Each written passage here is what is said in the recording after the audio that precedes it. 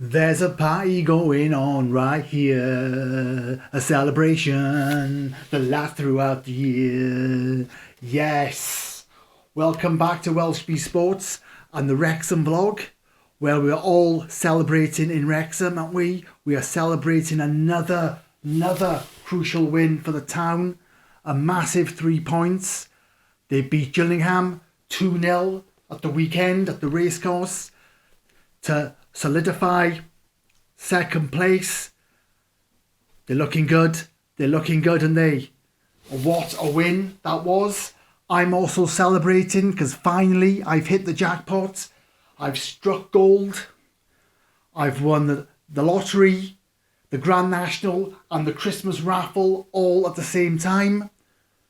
The Grand National in November, you may ask. Yes, in my world anything is possible, but I finally managed to grab some away tickets. What will be my first away game of the season. I missed out due to a variety of reasons in the past, but I have tickets in the bag.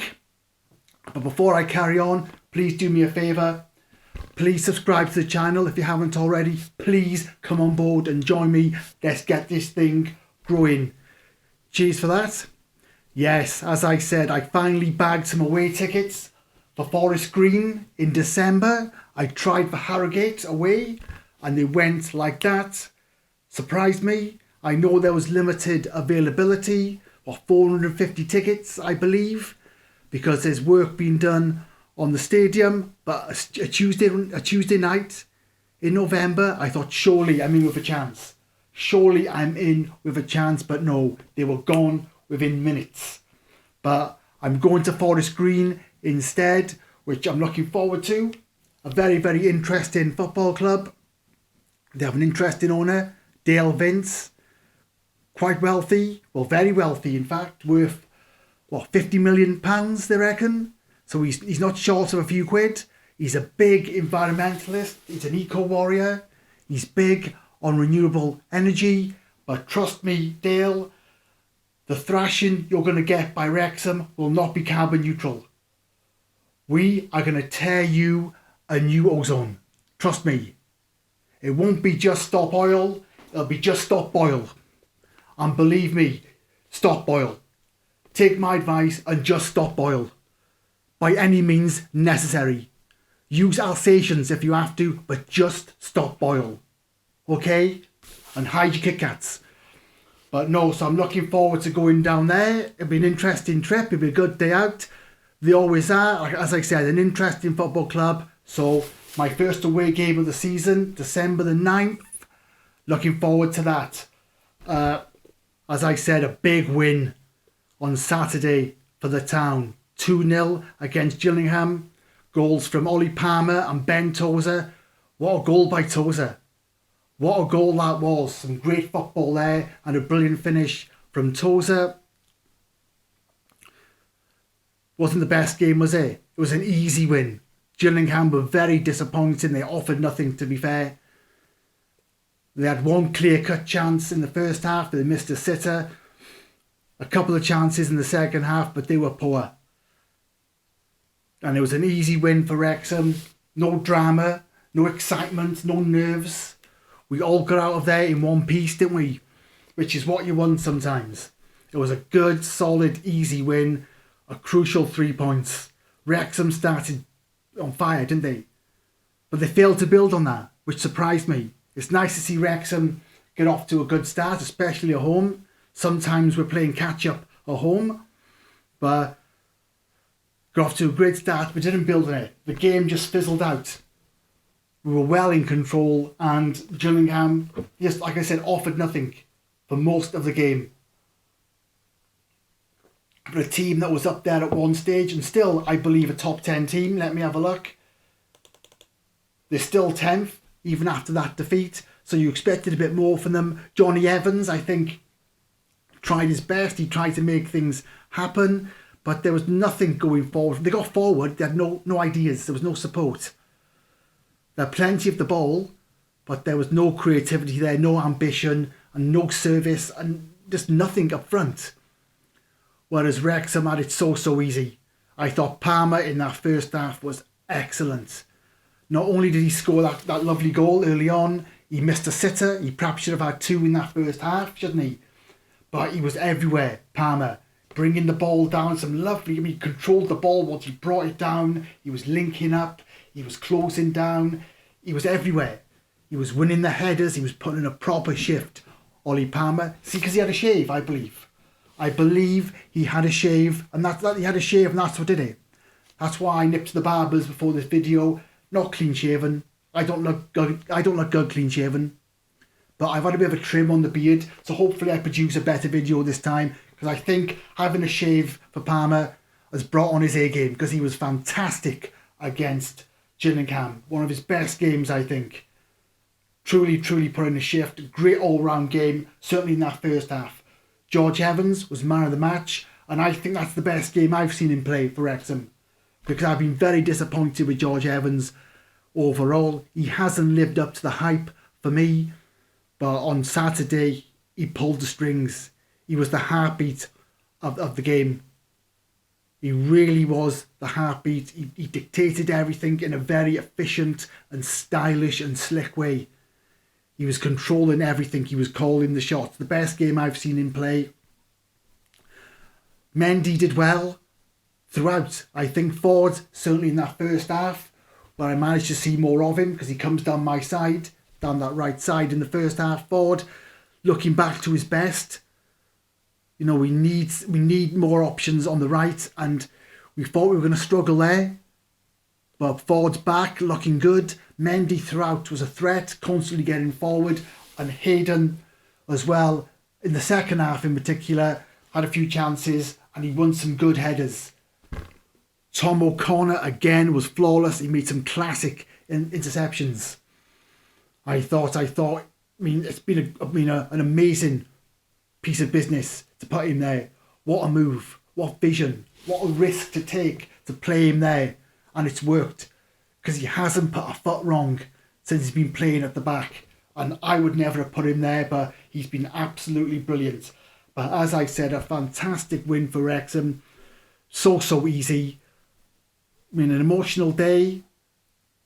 Celebration in some ways. Tributes, and the silence and the tributes to for Armistice Day and the Remembrance Day was impeccably observed by everybody. Rob was there. So it was a fantastic day, a crucial win. And as I said, it's a win you wanted. Just easy day's work. We got out there with our nerves intact. So Wrexham roll on. They're looking good. They're really starting to impress now. And they did it without Mullin, I may add. They did it without Mullin. They've done it without Fletcher. But certainly Paul Mullin, the main man, the main goal scorer, our biggest threat, along with Lee, would say, but certainly Mullin is the star man still, and they've done it without him, which is a testament to this great squad that we know they've got. They proved it against Port Vale. Bit of a tricky game, but when they brought on McLean and Mullin, they made an impact and we turned the game around. But the squad at Wrexham is just breathtaking, and without Mullin, we've done the business against a top 10 team. So easy, so convincing, an easy day's work. Never troubled, always in control. But Wrexham are flying now. As I said, they're second in the table, 5 points behind Stockport, who just keep going. They're looking so impressive. I've said for a while that Stockport are the team to beat. I still believe that. They might be the champions, Stockport. They might be the champions, but Wrexham are up there. Wrexham are up there, and they're now 7 points from 8th, so it looks like they're guaranteed at this moment playoffs. It's starting to take shape now. It's starting to settle, and Wrexham are definitely up there. The playoffs looks almost guaranteed, the way they're playing and the way it's shaping up. You know, a few more wins and you just struggle to see Wrexham finishing outside the playoffs. Top 3 is looking, it's looking so certain. Very, very realistic for Wrexham to finish in the top 3. They're challenging for the title. Mansfield are 3rd, a point behind Wrexham. They've played a game less. Crewe are 4th on 32. Notts County slipping down to 5th. They were looking so good until we turned them over. They've had a bit of a bad run. They're dropping down at the moment. Don't rule them out. But again, Wrexham, it's just getting so impressive. The machine is back. It's oiled up. They're really starting to gel and click. And they're challenging for the title, and they're certainly challenging for the top 3 finish. It's exciting times. It looks back-to-back promotions at his own. It's very realistic, and I think it's going to happen. I think Wrexham are going to be in League One next year. It's just, unless something dramatic happens, they're going to be up there. They're going to be up there. They're too good. They're too slick. They're too powerful. They're too ruthless. It's all coming together again. They're looking brilliant. In front of a, saddest crowd, 10,200. I believe the biggest crowd since 2007. So impressive. It could be even bigger when the KOP's finished. There was news on that last week. There's still this issue to be resolved over the planning, the capacity being restricted to 4,900. The club, I know, have resubmitted the application. It's just a technicality, I believe. They're trying to remove this issue, and they're trying to deal with this issue, this environmental issue with the natural resources, Welsh water, over the pollution, but for 600 people. This needs to be resolved. It's the only thing missing. The supporters' trust are prepared now to hand back the lease, but they want reassurances that the club are not going to move from the racecourse. We don't need to build a new stadium. We need to stay at the racecourse. It's so important that we stay at the racecourse, and we're lucky to have a group of people still watching over the club. Although Rob Ryan and Humphrey Kerr and the rest of the team certainly have Wrexham's best interest at heart, they're not going to do anything to damage the club, are they? They've proven their worth. It's nice to have someone who's just watching out and just keeping an eye and making sure everything is done properly. And, we're lucky to have that. But we can't leave the racecourse no matter what. Redevelop it if we have to, although building one stand is hard enough at the moment. But for the next 10 years, if we have to expand. We can't leave the racecourse. We can't build a new ground. We have to stay there. It's too historical, too much history. It's too important. But let's not get ahead of ourselves. Let's get the new stand built. Let's get the KOP built. Get an extra, hopefully 5,500 fans. It's so important. Common sense has to prevail. It's too important for the area. It's too important for the club. It means so much to what's happening. It's the final piece of the jigsaw.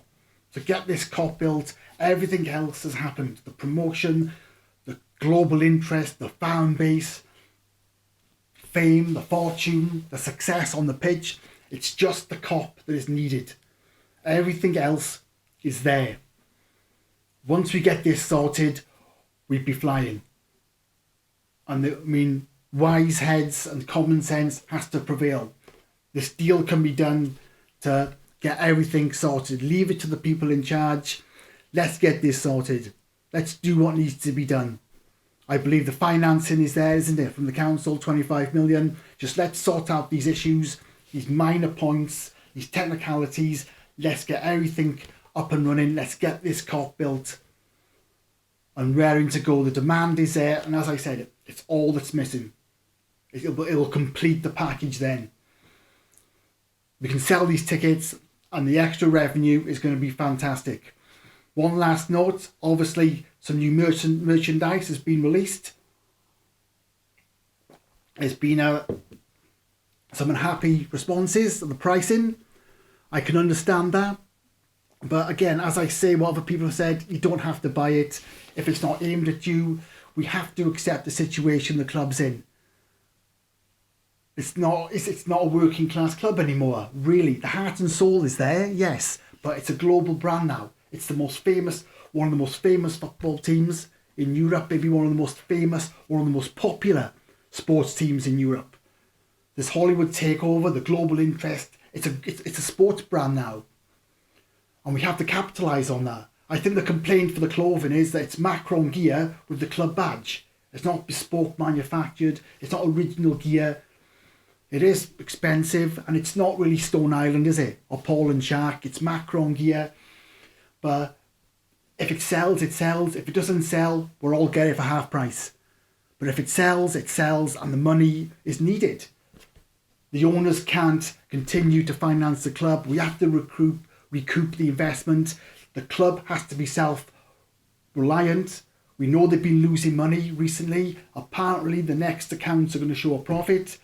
There's 20 million in revenue generated this last year. So the new accounts are apparently going to show profit. We need that because it's losing money based on the last accounts. So we need this club to be self-reliant. We don't need to go into financial difficulty. Again, we can't rely on the owners.